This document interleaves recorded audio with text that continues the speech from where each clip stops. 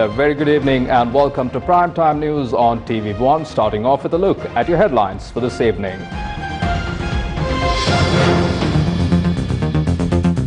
Report of the committee appointed to study the draft 20th Amendment to the Constitution handed over to the Prime Minister. 20th Amendment has its flaws, Minister Uday Gammanpila admits while calling on Mahanayaka Theros. Namal Rajapaksa responds to the lacunas in the 20th Amendment. Fraudulent scheme occurring under the guise of reconstructing a Wawa. Namal Karunaratne faces unforeseen incident while attempting to protect an archaeological site.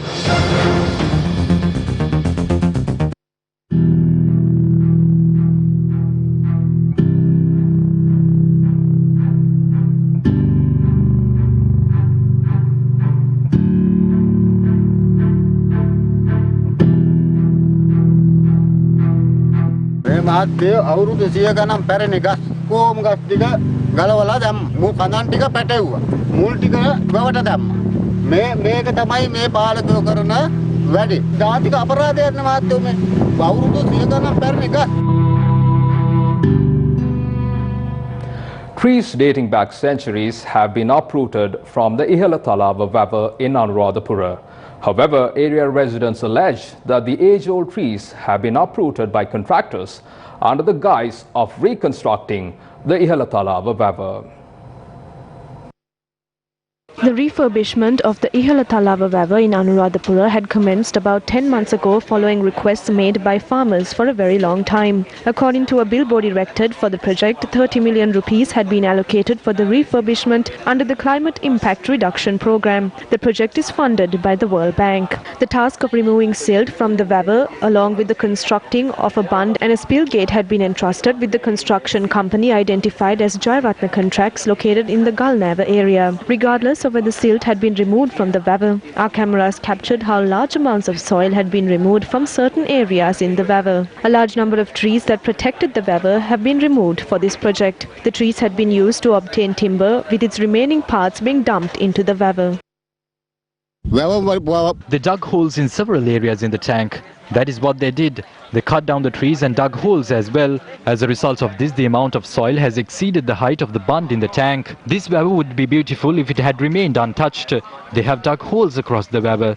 People can lose their lives if they fall into it. The boundary surrounding the tank has not been constructed properly. When there is a heavy downpour next month, this layer of sand washes off. Shouldn't action be taken against the individuals who are responsible for this destruction that has been taking place under the guise of refurbishing the Wawa? Meanwhile, State Minister of Irrigation Development Anuruddha Jayaratne expressed the following views on the tanks in the country upon paying respects to the Mahanayaka Theros of the Malwatu and Askiri chapters.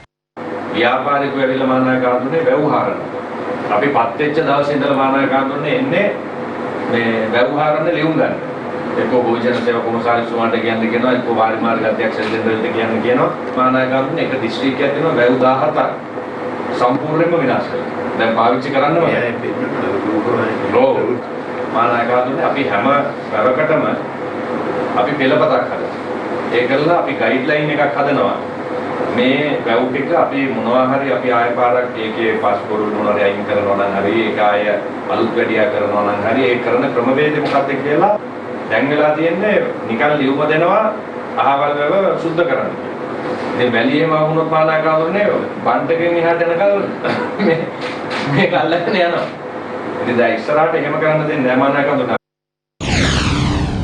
සබාදහම කියන එකම ඉවසුම් පුජ්‍ය මන්දු කරලා අවසාන වෙලා පුජ්‍ය දැන් සබාදහම මිනික් ගජ්ජුන්ට දඬුවම් මන්දු කරනවා.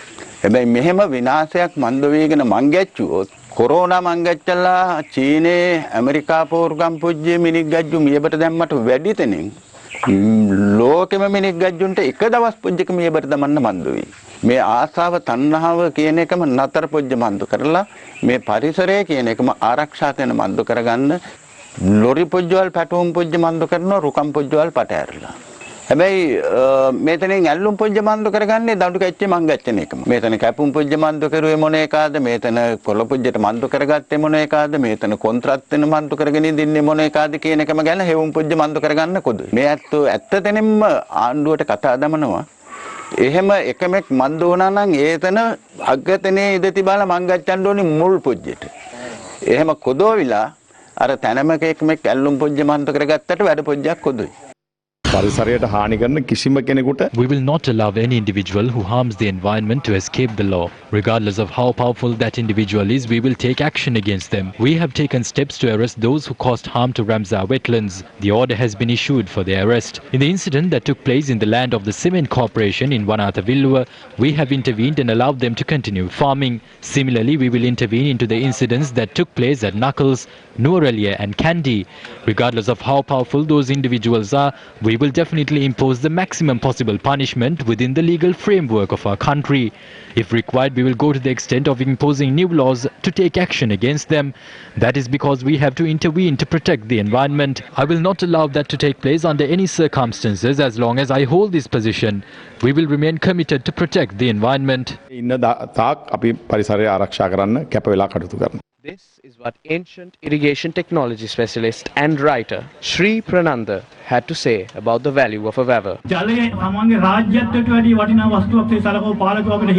We have had rulers who considered water above their reign. Sri Lanka is the only country which has a civilization that was primarily based on irrigation. There is no other country in the world. The weather is an integral part of irrigation. It not only helps to grow rice, it assists the growth of life as well.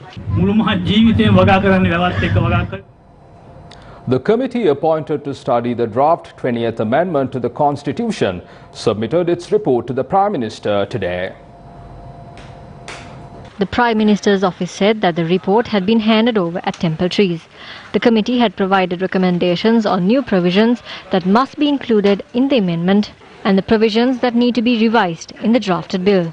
The committee chaired by Professor G.L. Piris comprised Udaya Gammanpila, Ali Sabri, Nimal Siripara de Silva, Vimal Veeravansa, Susil Premajayantha, S. Vyalendran, Dilan Pereira and Premanath C. Dolavatta.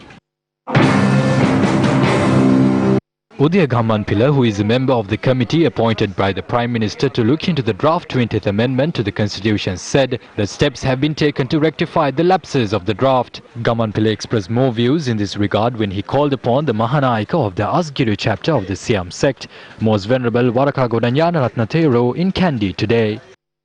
The draft 20th Amendment had several flaws. When various factions opposed this, a stubborn leader would go ahead with it no matter what. Instead, our leader appointed a committee to look into the shortcomings of the draft, and last night we gathered at the residence of Professor G.L. Piris and rectified the mistakes. Not once in Sri Lanka's history has anyone looked into the mistakes of something that has already been gazetted. People make mistakes, but what is important is to accept that there were certain mistakes from our end. Thereafter, Udaya Gammanpila called upon the Mahanayaka of the Malwatha chapter of the Siam sect, Most Venerable Tibbatuawe Sri Sumangala Thero.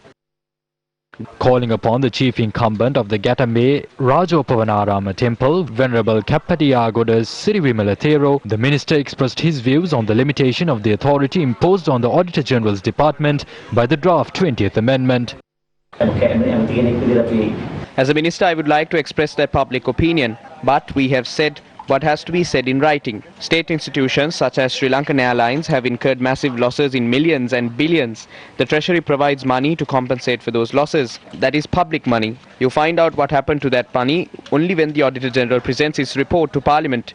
We are of the stance that those institutions must be placed under an audit process carried out by the government. We saw a lot of blame. All of it is included in our report. I have confidence that the President and the Prime Minister will focus their attention on our ideas.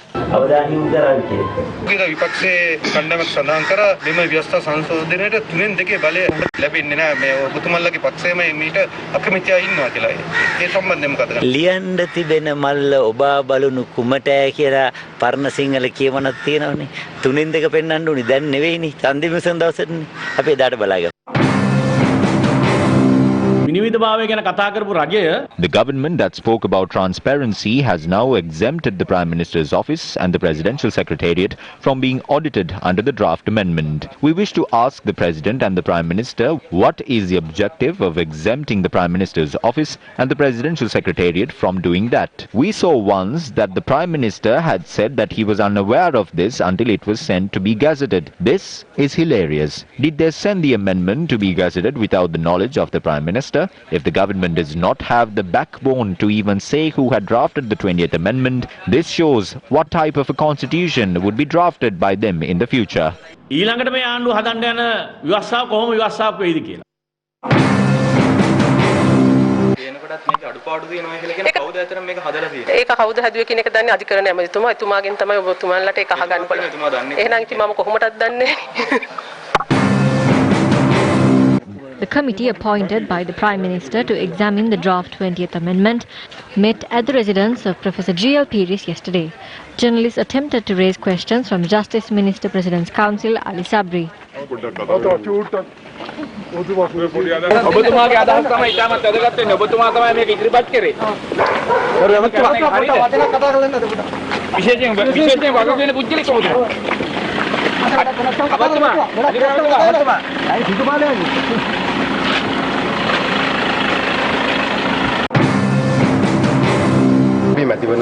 During the election campaign, we pledged to abolish the 19th Amendment. When the 19th Amendment is being abolished, the 18th Amendment is taken off by default. There is nothing to discuss that. That is why we have brought the 20th Amendment.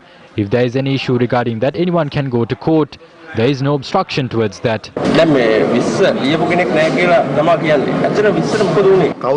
Who drafted the 20th Amendment and brought it forward are not matters that need to be discussed now. We must take decisions looking at whether a stable government can be formed or not. We hope to allow a debate running up to even 3 days to examine the positives and the negatives of the amendment.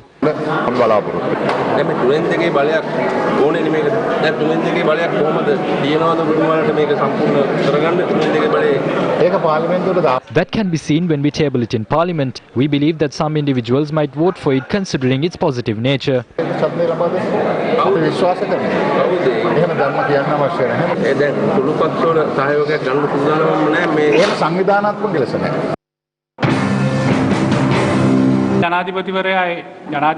When the President recorded victory at the presidential election, 6.2 million people voted against him.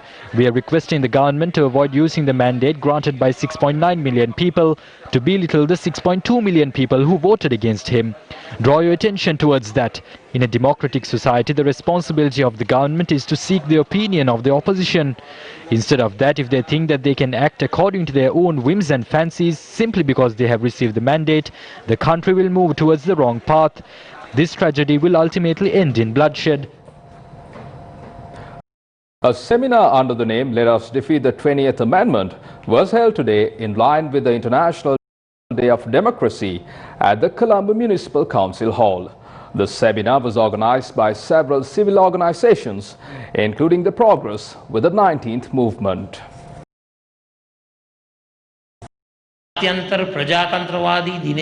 Today is recognized as the International Day of Democracy. On such a day, we are gathered in this hall to defeat dictatorship and uplift democracy. All of us know that the 20th Amendment to the Constitution is harmful and a bad omen to our country. The sovereignty of this nation is in danger when the people of this nation are unable to go to court with regards to a draft that was presented in Parliament. We should go forward in this modern democratic era. We need to improve in this era, but today power is centralized using the mandate of the people. They have drafted the constitution of the country in a dictatorial manner. There is a program in place to transform the democratic framework of our country into a dictatorial framework. සහ මුලින්ම ඒකාධිපති රාමුවක් හැටියට ප්‍රතිනිර්මාණය කිරීමේ වැඩපිළිවෙලක යන ක්‍රියාත්මකව Public representatives are appointed to provide solutions to the issues of the people. However, has that purpose been fulfilled? The answer to that lies in the villages that are located several kilometers away from urban areas. The Gammadda team visited the Trincomalee district to lend an ear to the issues of the people. As part of the door-to-door campaign, the Kantale sugar factory that serves as a source of income for several people has remained closed. for the past 27 years. The village of Sinipura has been home to the employees of the factory for a prolonged period of time. Although situated in close proximity to the Kantale sugar factory, the lives of the 80-odd families that reside in it are not sweet. Villagers point out that they do not bear legal ownership of their lands. With wild elephants encroaching their village constantly, their woes have been compounded, also due to a lack of clean drinking water. Although politicians pledged to recommence operations at the factory and to provide clean drinking water, these promises are yet to become reality. The people of the market in the village in Nekavaratia have been facing long-standing issues posed by wild elephant threats. It has been 7 days since a villager had been killed by a wild elephant in the area. Wild elephants encroach the village by barging through electric fences. The only request of the teary-eyed villagers who spoke to our government team was for a fully functional electric fence to be erected. The construction of the Angampura craft village had begun in 2014 after acquiring land used for chena cultivation by residents of Digana in the Kurunagala district. However, the construction of the village is yet to be completed. Although buildings have been constructed, the concept of building a craft village has become a white elephant. Electric wires in the constructions have been damaged, while roof tiles have been stolen. While the village is yet to be built, it is the people who have ultimately lost their lands. The people of the Magama village, which falls under the purview of the Tissa Maharama Divisional Secretariat in Hambantota, have been faced with an acute shortage of water. The Kirindioya runs through this village, making it the only source of water for these residents. However, the banks of the Kirindioya have begun to erode due to illegal sand mining, thereby increasing the salinity of the water. The villagers' only request is to prevent seawater mixing with the river and to stop sand mining. Let's now cross over to a short commercial break. More news on the other side. I'm different to you. I'm doing a 100% Middlesex University Bridge degree with no compromise in Sri Lanka. How about you? Call 071115-1234 to enroll now. Welcome back to the news. Nan Rong, a Chinese politician with close link to United Front Works Department, has been appointed as the Chinese ambassador to Pakistan. The island newspaper reported today of this appointment, citing, "Clearly the task of China's ambassadors to South Asia is to push the Belt and Road Initiative and aggressively undermine the Indian civilizational influence." Beijing is making an all-out bid to influence South Asia in support of the Belt and Road Initiative and to divide critiques of the Xi Jinping regime with this move. China and Pakistan are traditional friends and strategic partners. Pakistan is the largest supporter of the Belt and Road Initiatives launched by Chinese President Xi Jinping in 2013. Pakistan is the host of one of the 6 planned corridors under the China-Pakistan Economic Corridor. Pakistan is also the largest beneficiary of the Belt and Road Initiative in the form of the economic corridor launched in the country.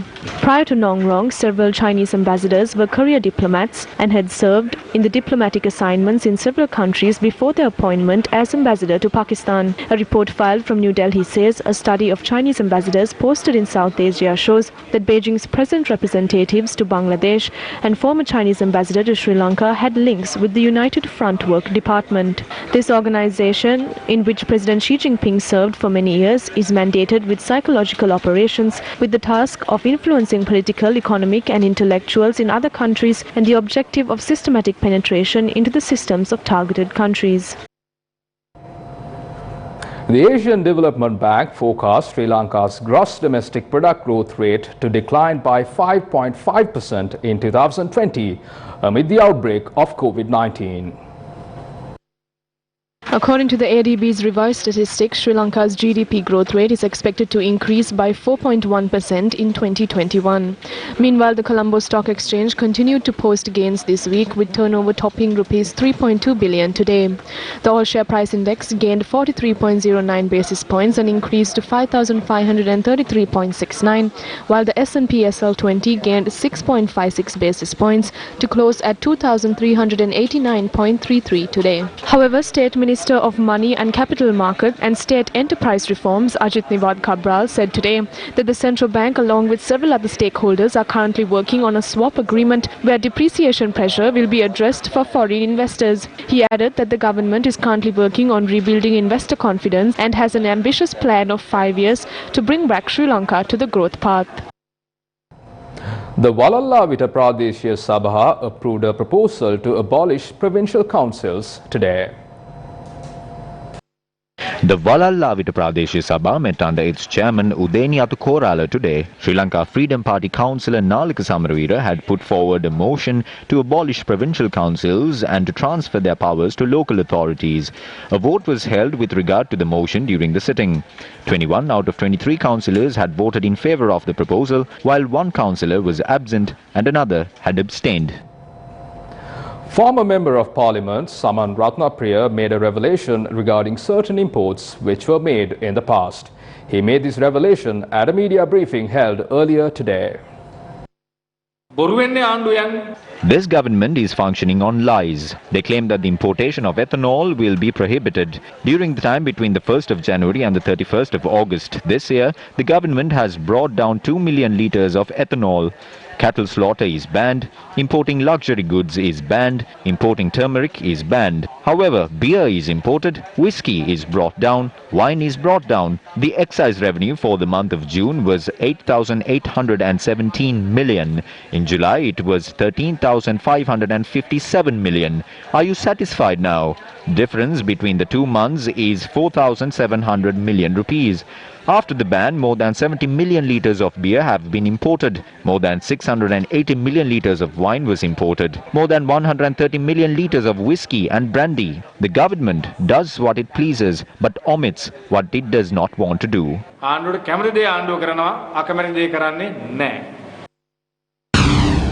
Meanwhile, the national organizer of the All Ceylon Farmers Federation, Namal Karunaratne, visited the archaeological structure in Kurunegala that had been demolished recently.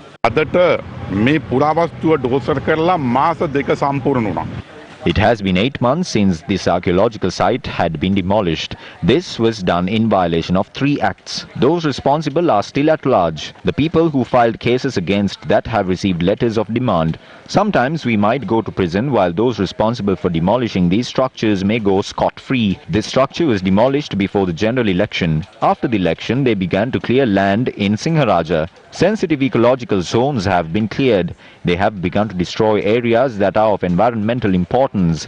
Now bulldozing constructions have become an art. The report regarding the samples of water collected from the sea where the New Diamond supertanker was in distress has been handed over to the Marine Environmental Protection Authority. According to the Sri Lanka Navy, the supertanker currently lies 70 nautical miles away from the shore. Samples of water obtained from the sea where the vessel was in distress was sent to the government analyst. The report states that there was a bunker oil in the vessel. The report also notes that the sample did not contain elements of crude oil.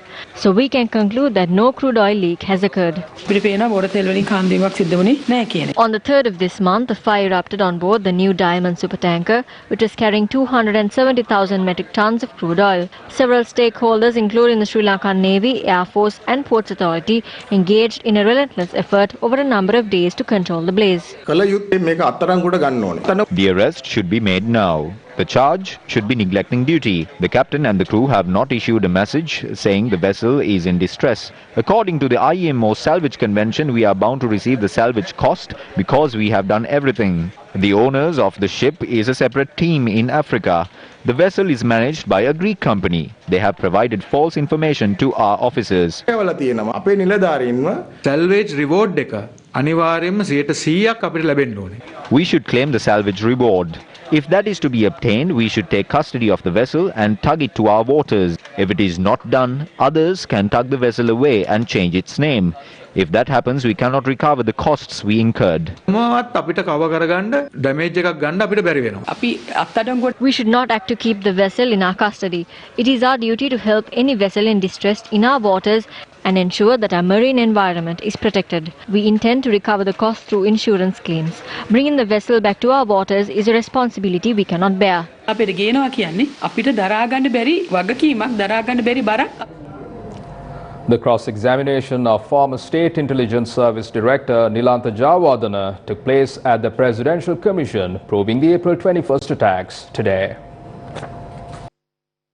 President's Counsel Anura Maddeguda, appearing for former Police Chief Pudit Jayasundara, had cross-questioned former State Intelligence Service Director Nilanta Jayawardena today. A segment of the sitting had taken place in camera. Meanwhile, National Tawhid Jamaat leader Zahran Hashim's mentor Naufur Maulavi, former Minister Rishad Badiuddin and former Minister Lakshman Kiriella provided statements to the police unit of the Presidential Commission today. Naufur Maulavi had provided a statement for nearly 6 hours, while former Minister Rishad Badiuddin had provided a nearly 4-hour-long statement. Former SIS Director Nilanta Jayawardena had previously told the Presidential Commission that the mastermind behind the bombings was Naufur Maulavi. A case filed against companies Blue Ocean Breeze and Blue Ocean Realty for failing to construct property worth 275 million rupees and to vest them with the buyer was taken up at the Mount Lavinia Magistrates Court today. During today's hearing, the magistrate had ordered 2 directors of the Blue Ocean Group to be released on stringent bail conditions. Appearing for the defence, attorney at law Janaprit Fernando argued that the projects could not be completed on time due to certain policy changes, the April 21st attacks and the COVID-19 pandemic.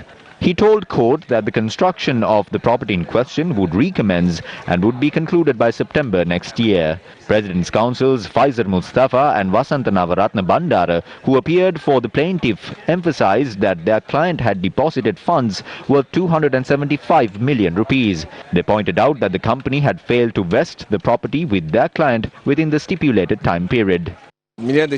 This case has been filed for defrauding funds worth 275 million. We have named Tumilan and his wife as the suspects in the case. The case is to be taken up before the Mount Lavinia Magistrates Court again on the 17th of December. The directors of the company, who are also shareholders, have been barred from leaving the country. Ruwan Wijewardena, who was appointed as the Deputy Leader of the United National Party, arrived at the Hunupitiya Gangarama Temple today. Ruwan Wijewardena, who arrived at the Gangarama temple with his family members, engaged in religious rites.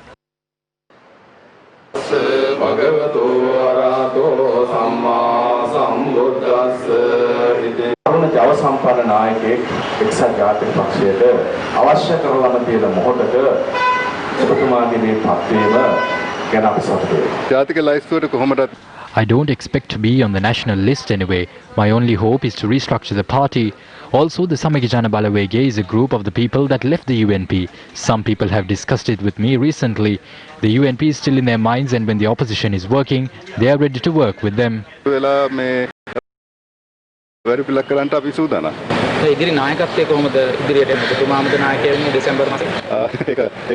We can see that in the future. If the working committee is confident enough, then I am ready to take over the leadership. A protest was staged opposite the Labour office in the Ratnapura district today. The protesters claim that moves are underway to move the office to Avisavala based on the personal needs of certain officials. Trade unionists, workers and several others were involved in the protests that had taken place opposite the Labour office located down Bandaranaike Mawatha in the Ratnapura town. They claimed that moves are underway to move the office to Avisavella based on the personal needs of certain officials. Transportation was affected along the Ratnapura-Colombo main road due to the protest.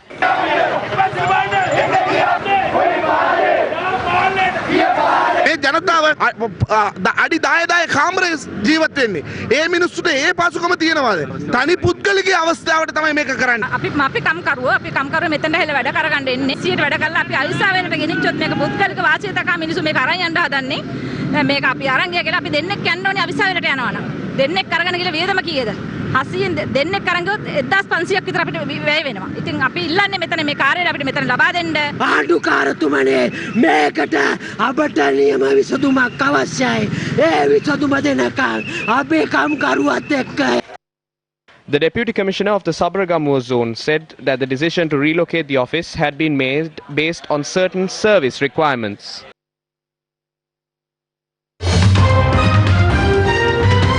That we bring to a close this edition of Primetime News on TV1. For the Newsfirst team, I'm Martin Satyanesan, along with producer Tarusha Kumar Singh and voice interpreter Brian D. Cruz. Take care and good night.